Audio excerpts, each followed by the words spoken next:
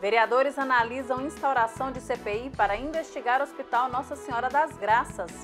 Ministério Público alerta sobre o número de casos de violência contra a pessoa idosa em encontro promovido pelo presidente da Câmara. Estação de tratamento de água é inaugurada em Funilândia. Estas e outras notícias você confere agora no Legislativo Informa.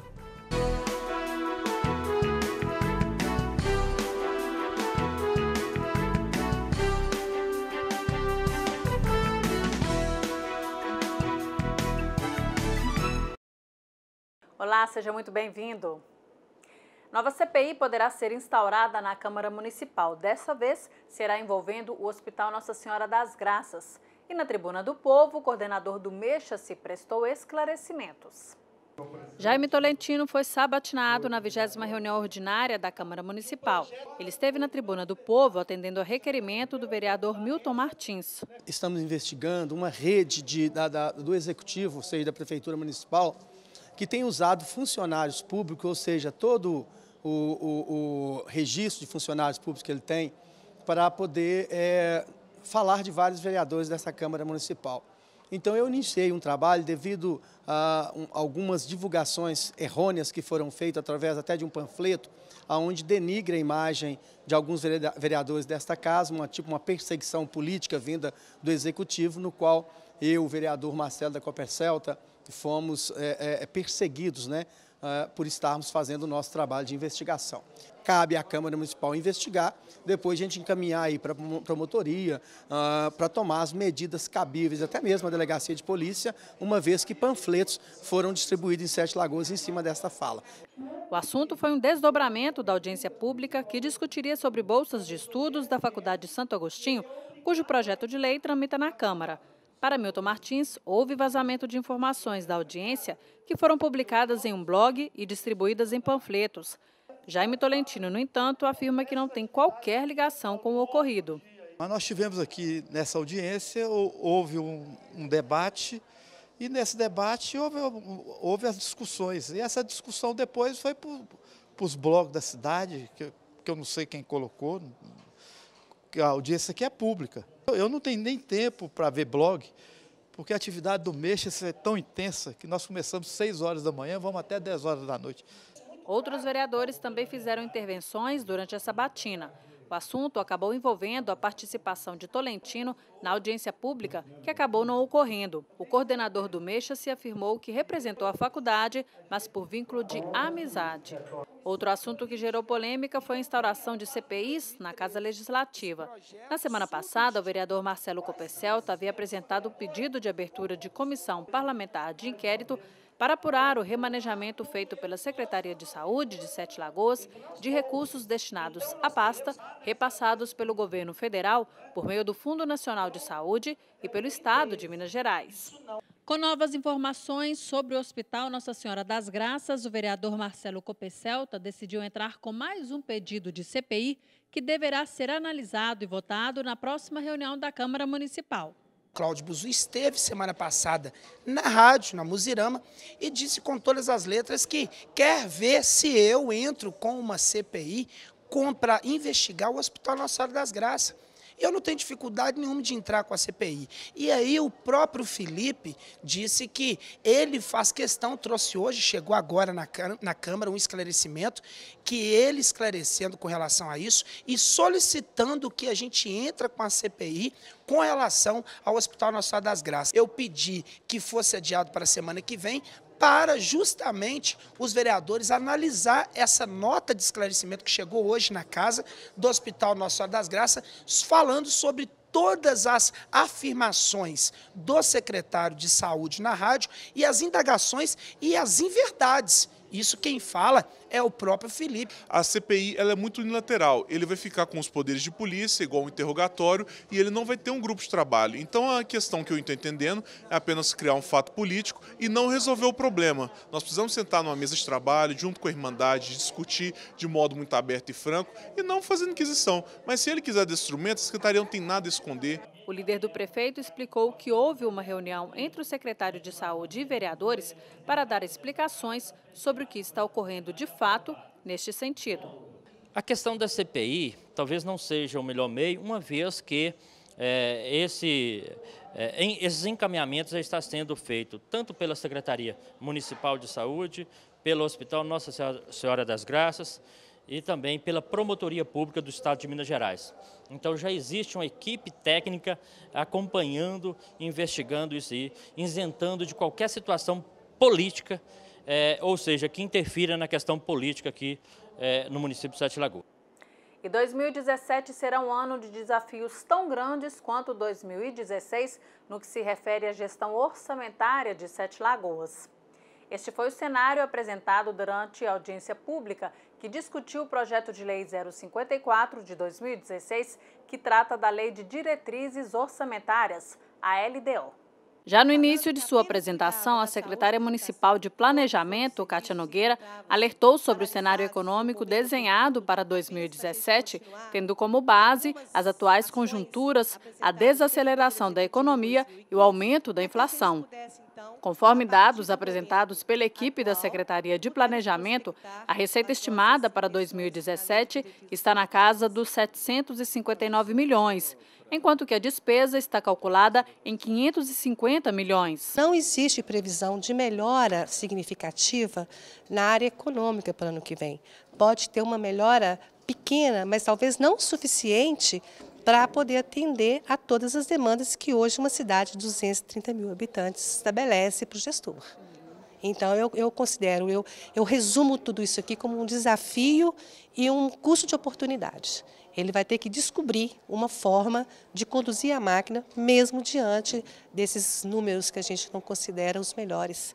Para a secretária, a principal ação do poder público em 2017 deve ser munir esforços para a geração de emprego. Se a população não tem renda, ela para de consumir. E isso aí cria um ciclo vicioso negativo dentro da balança comercial da cidade. O importante, e aí é uma responsabilidade do poder público, é incentivar esse desenvolvimento econômico.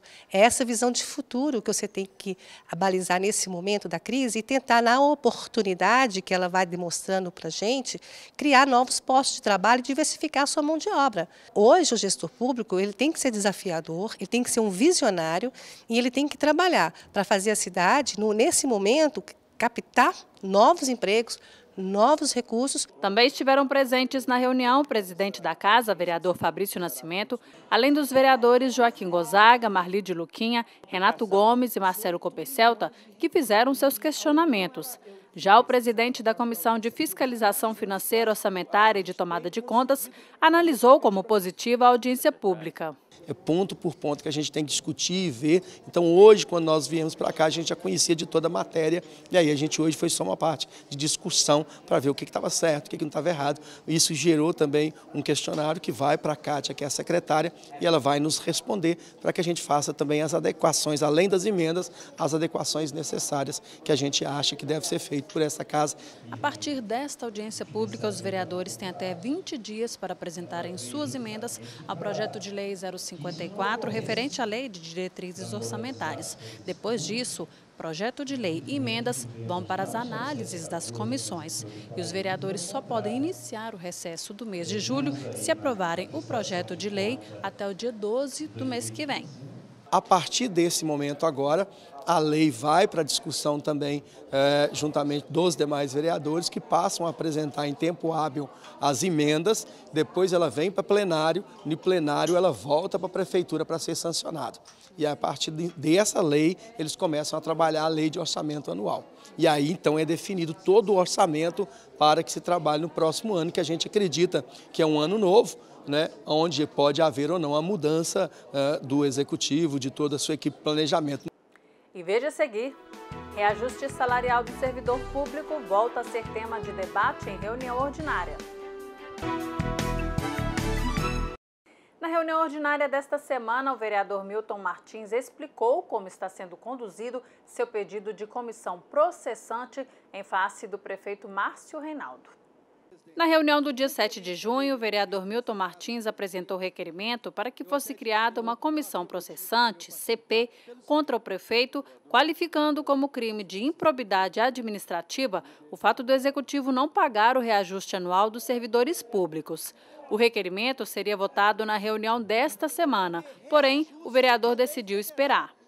Se o prefeito não cumpre a lei federal, é improbidade administrativa. Ele não está cumprindo. Então, o secretário Francis afirmou que está protocolando nesta casa um projeto de lei que dá o reajuste, mas ele não protocolou antes da reunião. Então, eu disse para ele, olha, vamos ver se esse projeto chega agora mesmo. Se não chegar, mantemos o pedido da CP. O projeto de lei foi protocolado no dia 15 de junho e oferece o percentual de 4,05%, utilizando como base de cálculo o vencimento base percebido no mês de maio de 2016. Na reunião ordinária, os vereadores Milton Martins e Renato Gomes tiveram requerimentos aprovados que convidam o superintendente da Irmandade Nossa Senhora das Graças, Felipe Toledo, e o secretário de Saúde, Cláudio Buzu, respectivamente, para prestarem esclarecimentos na próxima reunião da Casa. E toda semana, um vereador fala de uma matéria de sua autoria que entra na pauta de votações da semana. Confira o nosso entrevistado da vez.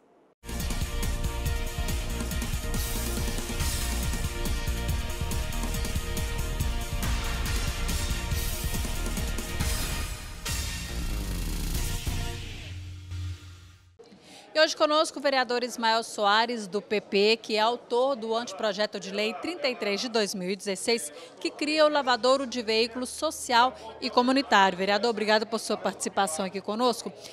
Esse anteprojeto, ele na verdade regulariza a questão dos flanelinhas que ficam aí trabalhando na beira da lagoa, né? A verdade, minha intenção é essa, né? Dar condições de trabalho para eles. Você vê que a linha em volta da lagoa aí, eles não dão nem segurança assim para os visitantes, fica às vezes com medo das pessoas ali, daqueles flanelinhas. E ali você pode ver que tem pessoas do bem também, tem muitos pais de família ali que realmente estão ali porque eles precisam ter sua renda. Então, preocupado com isso, eu acho que esse anteprojeto vem de grande importância para dar mais segurança para a população e para eles também um local mais seguro para trabalhar. Pois é, a questão da reinserção social é muito importante isso também. Eles vão estar se sentindo novamente inseridos na sociedade, que o acolhe dessa forma, regularizando o serviço deles. Sim, claro, eles vão ter mais segurança, né, igual eu te falei. Você com o lavador fica lavando carro na beirada da lagoa, na hora da lagoa ali, você com as costas para a rua, em tempo de acontecer um acidente e tudo. E o cidadão, nós também aqui, vamos saber aonde vão ter um trabalho mais seguro, vai dar segurança para nós e um preço mais simbólico também, que pode ser um preço mais simbólico. E o município há vários terrenos que poderia fazer isso para oferecer condições para eles. Pois é, hoje eles utilizam a água da lagoa, né? Como que esse projeto vai resolver esse problema? Pois então, só eles estão usando a água da lagoa, eu acho que não é certo, né? Então, acho que a partir do momento que eles usar a água devida, que eu acho que a água da lagoa não é uma água tão limpa assim também para estar lavando o veículo, e também traz um transtorno muito grande para o centro da cidade. Eu acho que tem que ser criado assim, é de grande importância, não para Sete Lagoas, para todo o município, as pessoas estão vindo fazer suas compras aí, pode estar lavando seu veículo enquanto faz as suas compras. E como é que vai funcionar? Você já tem ideia de como funcionaria esse projeto? Seria um sistema de rodízio entre esses ex-flanelinhas, né, vamos dizer assim? Eu acharia que o melhor caminho seria criar uma associação. Entre eles, né, através de uma associação, eu acho que funcionava melhor. Seria um trabalho assim que poderia até, como diz, ser até uns microempreendedores talvez, né, para ter o NPS deles e tudo, entendeu? E dar condições para todo mundo e cadastrava todo mundo, tirava essas pessoas da rua, que traz um desgaste muito grande para os nossos visitantes. No próximo bloco, o presidente da Câmara propõe debate sobre violência contra idoso. O 15 de junho é lembrado como Dia Mundial de Conscientização da Violência contra a Pessoa Idosa. Em Sete Lagoas, um encontro realizado pelo presidente Fabrício Nascimento abordou a preocupante situação do município. Palestrantes das mais diversas áreas relacionadas à proteção do idoso. A delegada Daniela Santos responde pela Delegacia Especial da Mulher e do Idoso. A palestra dela apresentou os passos realizados para investigar denúncias de violência. Segundo Daniela, em 100% das denúncias são instaurados processos preliminares de investigação. Uma vez que esses crimes acontecem, passa-se a competência para a Polícia Civil apurar. Já o presidente da Vila Vicentina, Carlos Durão, relatou sobre a difícil situação da entidade que depende da ajuda da sociedade para manter seus idosos. Conforme Durão, em 28% dos casos, os idosos são abandonados pelas famílias. E a realidade da violência contra o idoso foi comprovada nas palavras do promotor de justiça, Paulo César. São 10 atendimentos diários, cerca de 6 atendimentos espontâneos e 4 marcados, né? Desses 10 atendimentos, 7 são referentes ao idoso. Tá? 3 são referentes à saúde e 1 das outras áreas da promotoria. Então a nossa demanda maior de uma promotoria social é referente ao idoso. Os filhos, os netos e os irmãos mais jovens não querem o fardo de um idoso na família. Infelizmente, né? Enquanto que a lei determina que o idoso tem que chegar ao seu fim, junto à família. E é isso que a sociedade não entende. Segundo o promotor, há um retrocesso no tratamento dos idosos que se torna um fardo para a família. De acordo com os dados apresentados pelo Ministério Público, a violência de toda forma, física, psicológica, verbal ou patrimonial. Os dados apontam ainda que 50% dos agressores são filhos dos idosos. O abuso financeiro equivale a mais de 59% dos casos e a falta de cuidado na estrutura de uma casa que abrigue um idoso, como a existência de piso escorregadio, é responsável por 70% dos acidentes domésticos. E para quem ainda é jovem, um alerta. Conforme estimativas, em 2030, 52% da população será de idoso. Portanto, é hora de repensar as atitudes. Falta ao Brasil educação, tá? Nós não temos uma tradição de acolhimento ao idoso, como você vê no Japão. Tá? O filho mais velho no Japão é orientado desde pequenininho, tá? Em sorriso, mostrando que cabe a ele cuidar dos seus pais. Então, muitos casos envolvendo assim uma má vontade da família com seu idoso. Em Sete Lagoas também existe o PAEF, um serviço do CREAS de proteção e atendimento especializado a famílias e indivíduos, formado por equipe multidisciplinar que recebe os casos de violência contra idosos e trabalha na prevenção. Só no mês de janeiro a maio foram 86 casos, né, de violência contra idoso, que a maioria das vezes é a negligência e os maus tratos, né? Então são pessoas que a família segrega, né? Que não tem ninguém que assumir a responsabilidade desse idoso e eles vão ficando sem proteção, com violação de todo tipo de direitos. A maioria da demanda que chega ao CREAS é por meio do Disque Denúncia, o Disque 100. São cerca de 17 casos no mês. Uma educação mesmo que tem que ser feita, que a nossa cultura não volta para o idoso. Ele não dá ibope, ele não dá renda, né? É só despesa, né? Então, não é interessante. Mudar o conceito em torno da valorização do idoso foi, portanto, o objetivo do vereador Fabrício Nascimento, presidente da Câmara, ao promover o encontro. Eles nos apresentaram dados que nos preocupam muito e, por essa razão, eventos como esse têm que ser feitos com uma maior frequência para ampliar o campo de discussão e, mais do que isso, também para que a gente possa tentar, de alguma forma, buscar meios e formas de reduzir esses índices que nos assustam. Dizer também para quem está nos vendo a importância de você, enquanto cidadão, efetuar denúncias, procurar os órgãos responsáveis aqui na cidade que versam no que diz respeito à questão da violência contra o idoso, para poder estar pontuando e automaticamente fazendo com a sua parte, né, como cidadão de bem de nossa cidade, para que dessa forma essa violência possa ser reduzida. Estação de tratamento de água de Sete Lagoas é inaugurada.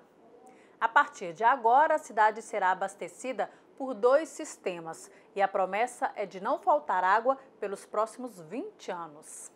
A estação de tratamento de água de Sete Lagoas, localizada no município de Funilândia, é uma obra que chama atenção devido à sua grandiosidade. Após algumas paralisações, a partir de 2013, os investimentos mantiveram o ritmo das obras e a ETA foi inaugurada com toda a pompa. Muitas autoridades prestigiaram o evento, que teve até música ao vivo. A capacidade total de retirada de água do Rio das Velhas é de 500 mil litros de água por segundo, que serão bombeados para 7 lagoas. Mas no início, apenas a metade disso será conduzida pelas bombas. Já resolve e garante o abastecimento, pelo menos, por mais uns 20 anos. Aí não tem mais problema. Para o prefeito de 7 Lagoas, esta é a maior obra da gestão. Essa, para mim, é a obra do século, é a obra que foi sonhada desde os anos 60. E a gente teve a oportunidade de pôr o projeto para frente e conceber o financiamento dele, que era o mais difícil. Então, hoje a gente vê uma criança que foi concebida há 10 anos, 15 anos atrás, em termos programáticos, sair do papel e virar realidade. E o que é mais importante, o povo da terra vai ter água. Com a inauguração da estação de tratamento de água, 7 Lagoas passa a ser abastecida por 2 sistemas: água retirada do Rio das Velhas e do lençol freático. Com esta operação, os poços menos produtivos em 7 Lagoas serão desativados e os mais produtivos trabalharão em menor carga horária, o que diminui a sobrecarga do lençol freático. Estão sendo feitos os testes e a partir desse mês agora já deve começar entrar em operação jogando água para a cidade, para se juntar à água de poço profundo que tem lá na cidade hoje, né? Então praticamente a metade vai passar a ser abastecida com a água do Rio das Velhas e a outra metade com a água de poço profundo. O papel da Câmara e dos vereadores foi fundamental neste processo, quando da aprovação de projetos de lei para abertura de crédito financeiro para a obra, que teve um aporte de 175 milhões de reais. Uma obra de 175 milhões que vai responder na altura de não deixar faltar água mais em 7 Lagoas. É uma conquista realmente sonhada de tantos anos e hoje a gente vê a solução. É um marco histórico para a comunidade, para até os conterrâneos, nossos queridos 7 lagoanos, que na realidade é o atendimento a um sonho antigo e uma conquista, na realidade, visionária. É mais que uma grandiosa obra, acho que é a realização dos sonhos da nossa gente, que é ter uma água de qualidade, né, saindo das nossas torneiras. 7 Lagoas, a partir de hoje, realmente incorpora na íntegra como metrópole. Só as metrópoles têm a captação. A ETA, ela ressuscita o que 7 Lagoas tinha antigamente, que era um pool de lagoas, que era um pool de nascentes, que nós restringimos historicamente a 1, 2 ou 3. Então essa aqui vai voltar o lençol freático a reabastecer. A preocupação dos vereadores é a água. Nós dependemos só do nosso lençol freático. A nossa água está ficando escassa, né? Não estamos sabendo cuidar do nosso planeta. E a gente tem que procurar recursos. Outro ponto destacado pelos vereadores diante da inauguração da estação de tratamento de água é a possibilidade de atração de indústrias para a cidade. Além das finalidades específicas da água, de abastecimento, essas coisas, é uma geração de empregos, porque com maior abastecimento de água, nós vamos poder abarcar mais indústrias, nós vamos poder abrir a geração de empregos, entendeu? Então é o seguinte, 7 Lagoas vai dar um salto muito grande, porque toda a indústria tem a necessidade de um grande volume de água. Ela trará para a região uma estabilidade de investimento e as grandes empresas que querem empreender em 7 Lagoas, a água vai facilitar como cidade polo toda a região de 7 Lagoas. O financiamento foi aprovado e nós votamos, querendo que tivesse água na torneira de toda a população 7 lagoana. E justamente isso, que capacita a cidade a atrair indústrias. Nós vivemos uma crise aí do desemprego e não faltando água na cidade, com certeza 7 Lagoas é alvo da vinda de muitas indústrias para o município, possibilitando a nossa gente a ter o seu emprego e manter suas famílias. E o que a gente espera é que o próximo passo seja realmente a construção da estação de tratamento de esgoto no município de 7 Lagoas. O prefeito Marcenaldo, eu acompanho de perto, já está com o projeto, já tem o recurso, está faltando a liberação da Supram, que é um órgão ambiental do governo do estado, para que realmente inicie a construção da estação de tratamento de esgoto. E o Legislativo Informa termina aqui. Obrigada por sua companhia. Até o próximo jornal.